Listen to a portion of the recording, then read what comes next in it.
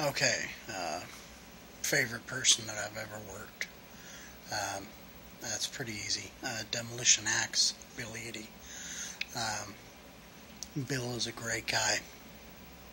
Mountains and mountains and mountains of respect for him. Um, he taught me more in 4 years than most people will learn in 20. Um, I remember the first about two times that I worked him. It probably would have hurt less if I would have thrown myself out in the middle of the highway.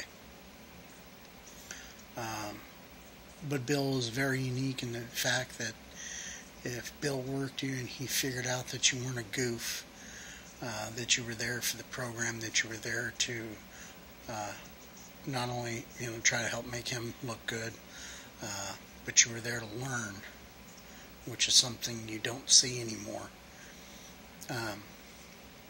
Bill changed, and he began showing me things. Without a doubt, Bill was instrumental in helping me form Lord DeVore.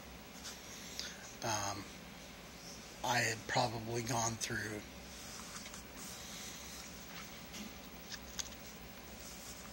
God, 5 or 6 gimmicks.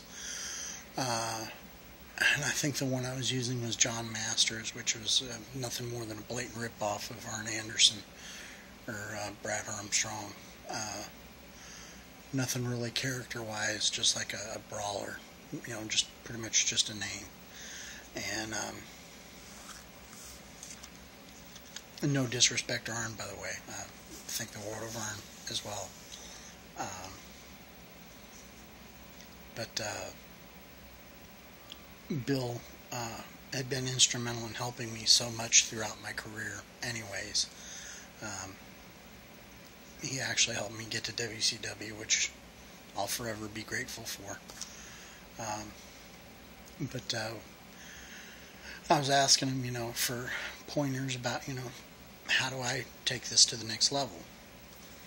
And Bill told me, well, the best gimmicks on the planet are the ones that are yourself, just with the volume turned all the way up. And so that's what I did. I went back and I found out who I was. A lot of people don't know it, but DeVore wasn't just a ring name. It's actually my family name. And so I went back and found out that our family was ennobled in France. I think it was the 1600s.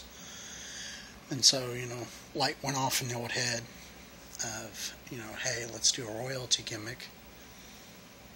Hadn't been done in a while. The only person at that time that was doing it was Steven Regal, which ended up... I had problems with it in the beginning because, everybody was, oh, you're Steven Regal rip-off. And so I tooled with that for about 6 months and did some brainstorming with Bill and a lady that worked in this area at a costume store. She actually did costumes for the plays that are up in DC and whatnot, and she had done costumes for professional drag queens, just off-the-wall stuff. And so light bulb went off in my head. These characters are in plays and stuff like that. They're larger than life, and all the costumes and stuff. And I said, well, let's take this up a notch. So I had her sew lace on the back of a pair of trunks one time. And a couple of weeks later, I was working Bill, and I pulled him out of the bag and I said, hey, Bill, what do you think about this?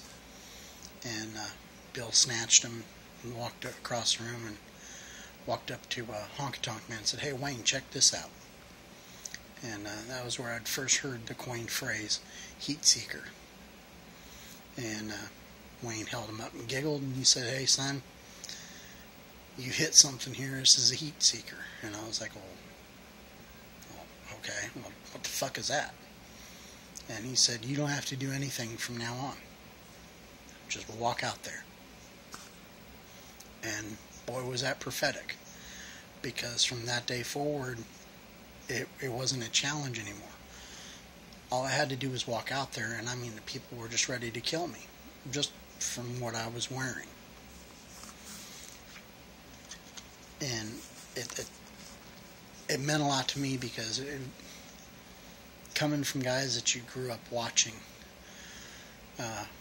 getting their seal of approval, and them taking the time to help you establish an actual character, which is pretty much unheard of anymore. I mean, because nowadays you got guys showing up in t-shirts and shorts and sneakers and, hey, I'm a worker. It's just something you don't see anymore. And from that day on, it just soared. And I'll always be grateful to have that. Bill is a good guy. Still is a good guy. Don't want anybody to think he's gone. Bill was awesome in that aspect. He was almost like a father figure on the road too.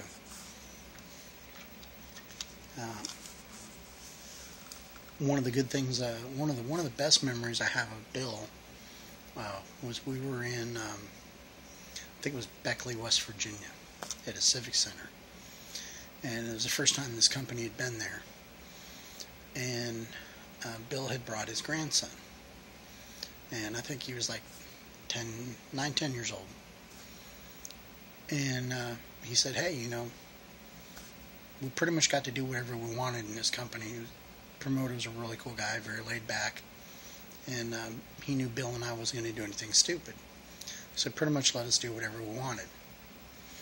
And so Bill had this idea, hey, let's do something in the middle of the match with my grandson. And I was like, hey, my pleasure. It's the least I could do, you know, all the help he's given me over the years. So, you know, we did our normal match, you know, kicked the crap out of me, which was always fun. Popped real loud. And I powder out of the ring for something. Probably to avoid getting hit in the head with the chair again. And he grabbed his grandson, and wouldn't you know it, this kid was a track star. This kid chased me around the ring like, I think 4 laps. And right about the 3rd lap, I'm thinking to myself, alright, this is stupid, I'm not going to run all night. So I hop back into the ring, and Bill grabs me and tells his grandson, go ahead, take a shot. And wouldn't you know it, the kid did it. Hit me right in the family jewels. I folded like a sack of potatoes. Crowd's laughing their asses off. Bill's laughing. Everybody's laughing but my balls. It was always fun to do stuff like that because, you know, you go to some of these towns, you go to some of these promoters, or, you know, some of them are a little more laid back than the others, and it's nice when you get to do something like that because it's fun for not only the fans, because it's something that, you know, the fans don't always get to see something like that. You know, they think it's actual crowd participation, but it was, you know, it was kind of cool that I got to help Bill, you know, do something really cool with his grandson, and that was always cool. Like I said, Bill, tremendous amount of respect for him. He was, like I said, almost like a father figure on the road. I remember that night after that show, Diego and Latin Lover, whatever you want to call him, good guy, brother of mine, most underrated worker out there. We got done with their match, went back to the hotel, did the 3 S's, and decided to go see how much trouble we could get into in West Virginia. That didn't include banjos. So we decided to go to a booby bar. Research purposes only. That's my story, and I'm sticking to it. But anyways, we come down from the room, walking through the lobby, And Bill's sitting there with, I think it was Honky Tonk Man, Craig Pittman, a couple other guys. And Bill, that deep voice, "Where are you two going?" We're both like, "Ah, crap. We're going to go get some coffee." But he knew where we were going. And he just shook his head, and we're like, "Oh, sorry, Dad, gotta go." But it was cool. Like I said, Bill, great guy. And I'll always be grateful for what he had done. Not only helping me learn the business, but also just looking out in general for me.